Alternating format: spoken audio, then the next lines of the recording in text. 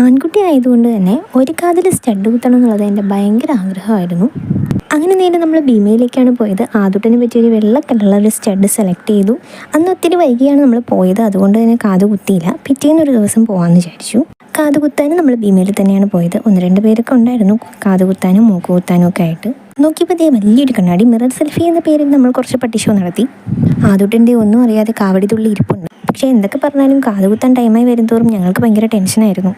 ഇതിൻ്റെ പുള്ളി വന്നൊന്ന് മാർക്ക് ചെയ്തിട്ട് പോയി. പിന്നെ ഇതേ കാത് കുത്തുകയാണ്.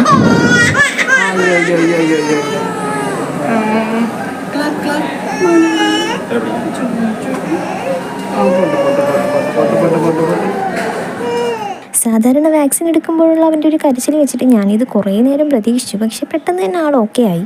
ആദുട്ടനേക്കാളും സങ്കടം ചേട്ടനായിരുന്നു അവനെ കാണും തോറും.